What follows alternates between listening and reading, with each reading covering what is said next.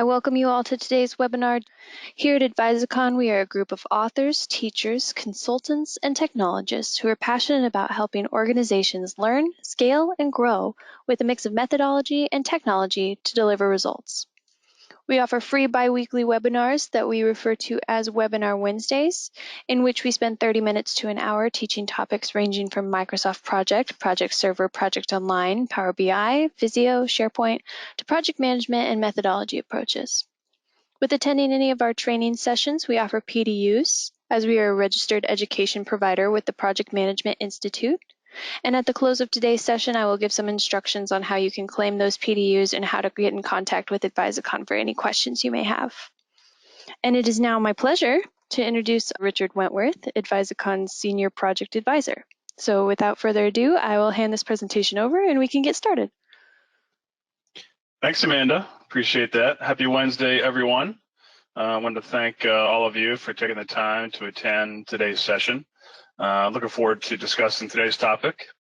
Before I get into the agenda, just a little briefly about me. So I've been a project manager for close to 20 years, so it's a passion of mine. I've worked across numerous companies, across numerous verticals. Currently leading the Professional Services PMO here at Advisicon and doing lots of client work. I've got a lot of diverse experience with both traditional and agile projects. Looking forward to passing on some information today in terms of conducting retrospectives and best practices and tips. So thank you very much. All right, so let's talk about the agenda for today. So in our brief time together, let's go through. I'm going to start with just a quick overview of retrospectives.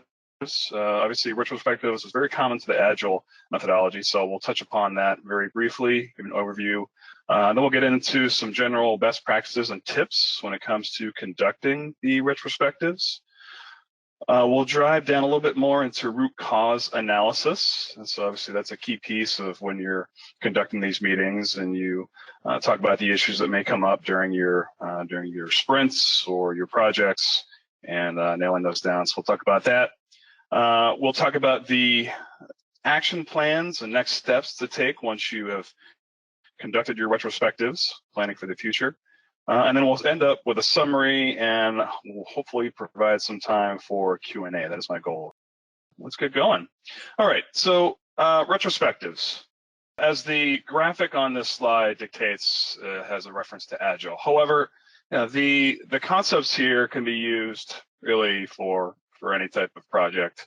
Some of the key things you'll be doing. So it's a key component of Agile. And so basically for any of you who aren't necessarily familiar with the concept of Agile, so Agile is a PM methodology that was developed essentially 20 years ago. Pretty common in the software development field, but its applicability and adoption has grown significantly and used across all types of verticals. Marketing is another big one where it's used. And the difference there is that with Agile, you're using incremental iterative work sequences known as sprints to really perform the work, instead of your long traditional type projects. And so one of the key components of this is the retrospective. It's the meeting at the end of a sprint. Sprints can be any type of period, but commonly they're 2 weeks. So the retrospective is a meeting that allows the team to basically review what went well, what needs improvement, and really there should be a focus on team collaboration during these meetings, not on the actual product itself. That's what's very important. They occur at the end, and usually they could be 1 to 2 hour meetings. And like I said, there is applicability of the concepts and the practices and tips that you do when you're conducting these meetings. So, the lessons learned meeting, and that's probably a common theme for a lot of you. You've probably heard that term before. Very important to track lessons learned throughout the project, and of course at the end of a project. There's also the concept of start, stop, continue meetings. So that's another concept, meeting type, where you can actually go through and practice these elements of the retrospectives. And it's also beneficial for leadership teams. So to consistently review for projects or activities, what's going well, what went well, what were the positives, what were the areas where we need to improve, what were some of the challenges, okay?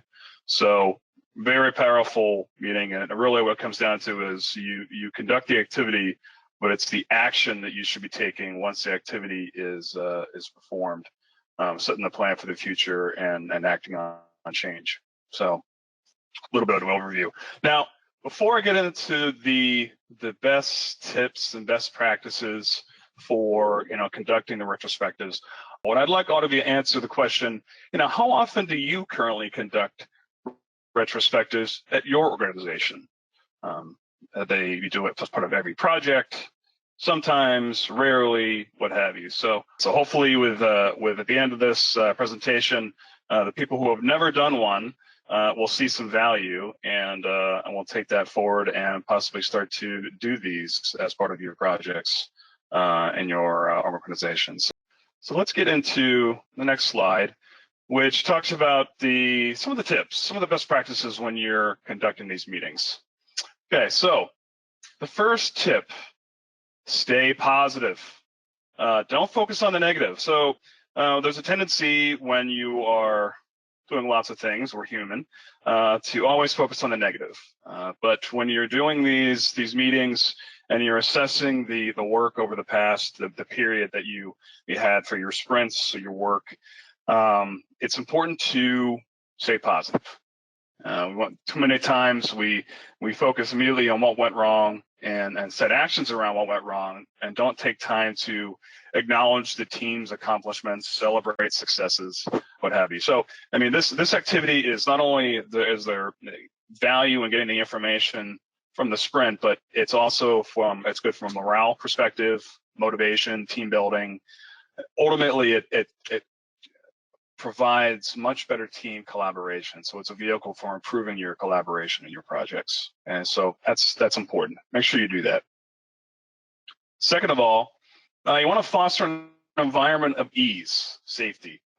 Safe space is a common term these days. So we want people, when they're in these meetings, to have no fear of judgment. And we want them to be honest, to be providing information.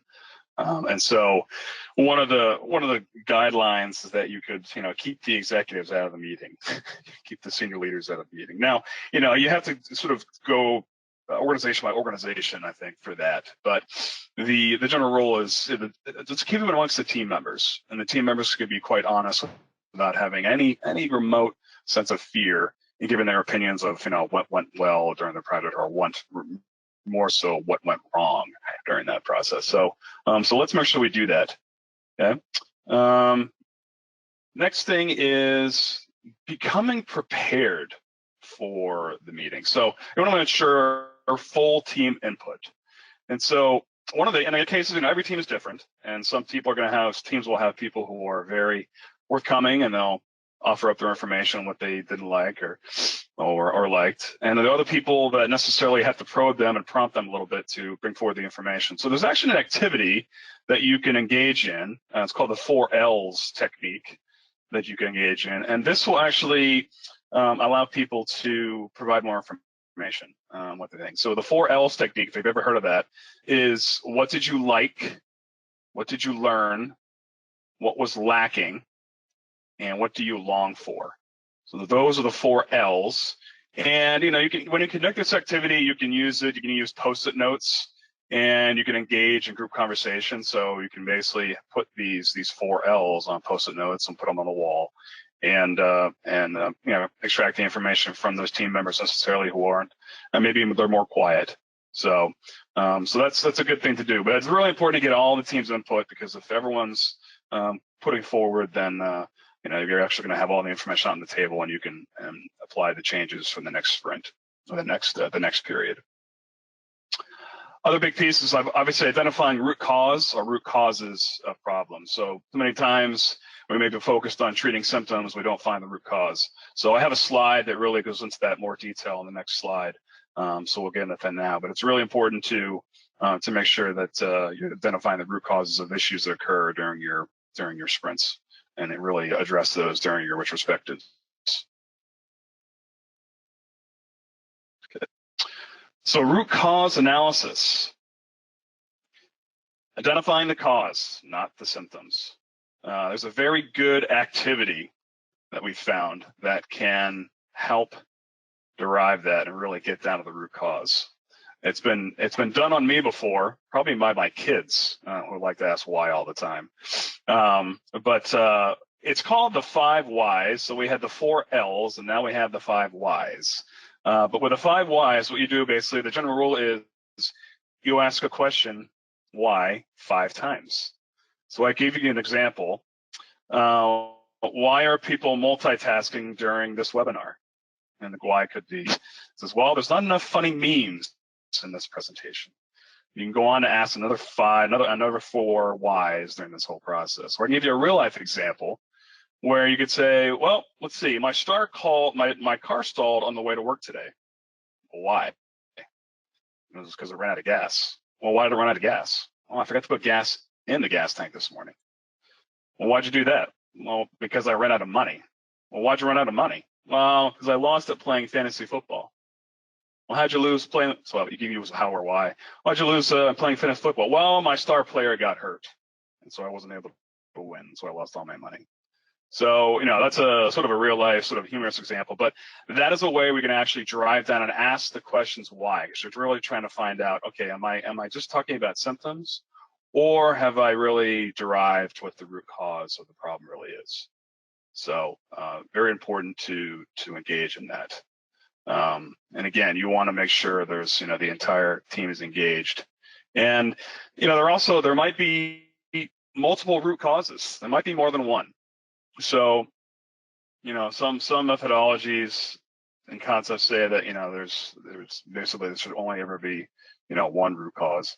Multiples can occur. So if you find that there are multiple causes of issues in your meetings and during your sprint periods, then it's important to then take those multiple causes and weight them. So weight them by their contribution or frequency.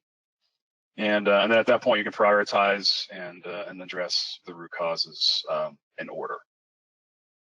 So when you've collected the information as a team, you derived it, and you need to basically map out what are the next steps? What is my plan of action going to be at this point?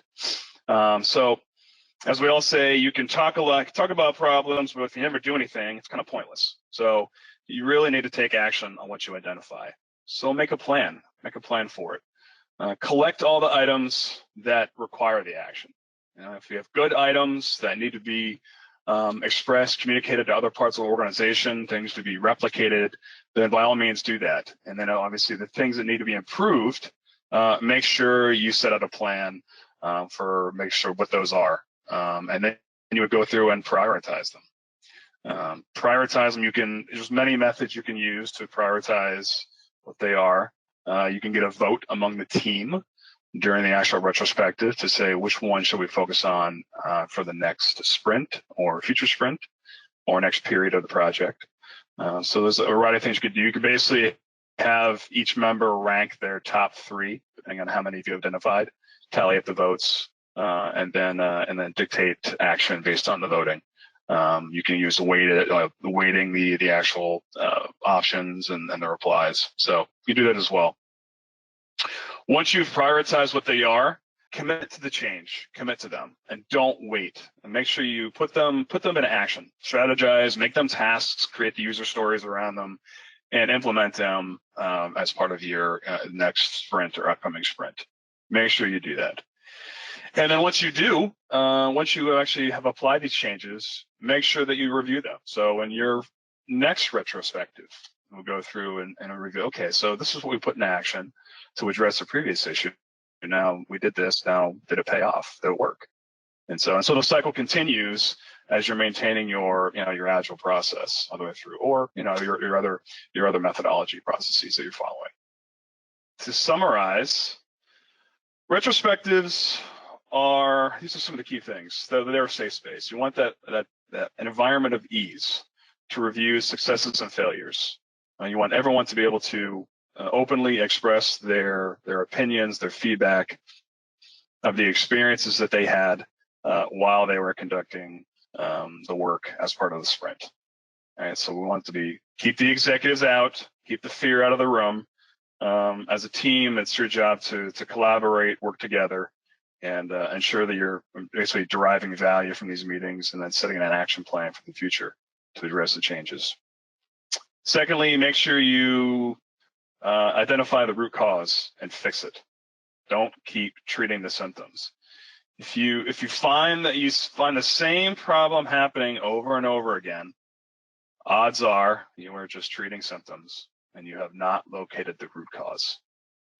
So you want to make sure you really focus on that process and do that. And thirdly, discussing failures is not useful unless you learn from them, right? Take action. You take action to try and prevent them in the future. It just doesn't help anyone to sit there and complain, talk about the issues, but not putting a plan in place. So, utilize very simple process of collect, define, prioritize, set the action, review the results. It's the same for any scenario, basically, to go through. So, with whether it's an agile process, lessons learned, you can go through and derive the value from these meetings and really hope set you on a path, basically, to enjoy success with your future tasks and your future periods of the project. All right, that's it. I wanted to actually give lots of time for some questions for today's session. So, Amanda, do we have some questions that have come in? Yeah, we have some really great ones coming in, actually. So Okay. we'll start off with this one that says, how do you sell retrospectives so you get good participation and have people actually show up? My team is busy and it's hard to get them to even come. That is a great question. So as a project manager, there's a variety of things. Sometimes you're trying to keep your staff engaged in a variety of things. So when projects first start up, you're trying to get buy-in from the team is forming. And so there's a variety of things you can do. So you can actually make these meetings fun. So find ways to make them fun. Find out, a great way is to actually survey your team members. And when you probe them and you find out what makes my team member tick, what are ways that things that I can do in my meetings, to make the meetings productive and know that they're not going to come there, they won't be multitasking or wasting their time. So, there's little things you can do. You can have activities as part of the meeting, so you can drive interest where whoever gives the best feedback on a weekly basis or something that gets put into action. Little subtle rewards, recognition type things are useful. Anytime you bring, little things like treats to the meeting is a way of doing it. I think a really important thing to do from a more serious perspective is communicating that when you have a very rigid structure and setting expectations up front with these meetings. So people know that when they come to these meetings, this is the agenda, this is what we're going to get done. The project manager or the Scrum Master is going to make sure that these things are followed, and it's not going to be a waste of people's time. They're going to go in, they're going to get value, they're going to express their opinions openly about what went well, what didn't go right, and then you can actually put something in action later on, and that's going to make everyone's life easier. Great. We have another one here that says, what methods do organizations use for sharing lessons learned across teams or projects and track them over time for future reference? Sure. So that's a great question. So organizations, every organization can do it differently. A lot of times, what's the one of the key things that was stated there in the question was doing it as the project progresses. Waiting until the end. Although there is value, obviously you have a meeting at the end once the project is finished. You do that, but the trouble is if you're not effectively tracking the information during the project, items will get lost. So it's a good point. I encourage all of my team members while projects are going on to maintain, if they have their own, they can maintain their own list, and then we can get together on a periodic basis, whether it's depending on the length of the project, of course. So whether it's a year-long project, getting together quarterly and reviewing things as the project phases. So throughout the project life cycle, you have phase gates, milestones that get hit. So I like to also send out surveys to the customers during the projects, various phases of the project. So it's a good point for the team to get together and revisit various lessons learned and information they've tracked individually, and then we get together as a team. In terms of mediums to collect this information, it really runs the gamut. It depends on the organization. Obviously, as a Microsoft provider, I'm going to say you should obviously use the Microsoft tools to do that. So you can track things in OneNote, SharePoint. You have Excel and Word, but these are the mediums that have easy ways to collaborate with your team members. Are great ways. So if you're using Project Online, you have project sites, you can add. Use a list built within that to track lessons learned. So there's a variety of tools that are available to do that. And if you want to keep it simple, again, you can use a spreadsheet if you need to, just as long as there's an owner and people are effectively contributing to the lessons learned process. Great. Another one here says, what do you do when you have a staff member that doesn't want to contribute to these meetings? We know they have thoughts. So they don't. Well, first of all, you don't necessarily want to corner them or pinpoint them, in the meeting itself. So, what I find useful is if you try and do what you can from an activity perspective, and make the activities fun in terms of deriving information. I mentioned the post-it note, sort of the 4 L's technique before. To try and get to encourage involvement, but fundamentally maybe there are team dynamics. There's an issue with this person of why they're not contributing. I'd like to meet with that person one-on-one and be like, so what's the issue? Why is there a comfort level? Is there not a comfort level? And just find out what makes them what is their preferred way of trying to communicate the information. If they don't want to do it in that forum, try and understand why. And just really try and find that person and meet them in the middle and find the best way to extract information from that person. So again, communication. 90% of all work for a project manager is communication. So it's their job to find out what's the best way to get information out of their resources, and ultimately provide the information for the project and drive things forward, and meeting project constraints. Right. So that's what's critical. But it's about, as a project manager, you have to be a psychologist. You have to be all about team dynamics, communicating. And as we all know, the majority of problems arise from an ineffective communication for the most part. So, and misunderstandings. But I think it's just really after meeting with the stakeholders, your team members, finding out what they need, and finding the best way to extract information from them. Yeah, great point. We have another one under the same kind of communication umbrella. It says, what if some staff members want to find fault with others' actions and nothing is ever their fault? Yes. So setting ground rules is awesome. So we get back to that, talk about the safe space concept, basically. So another important thing, and this goes really for any meeting that you have, is setting ground rules and expectations. Again, focusing on the process, the collaboration, what went well, what didn't go well, not focusing on the product. But it's there is an important point to say, which is employee performance. So there can be cases where there may be team members that are not performing, and that could be one of the issues that gets identified during there's a lack of performance during the actual period, the sprint or the period of work, whatever the case may be. So you, again, as the project manager or the scrum master within the Agile environment, need to have the ability to navigate those areas and understanding what would be the proper protocol for dealing with that type of issue.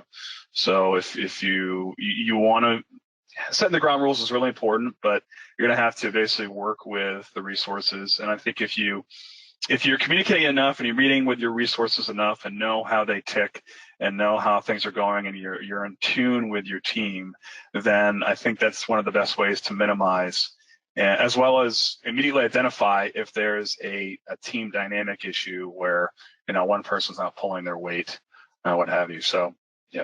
Once again, it's the project manager having to be wear many hats to progress things and keep things moving along.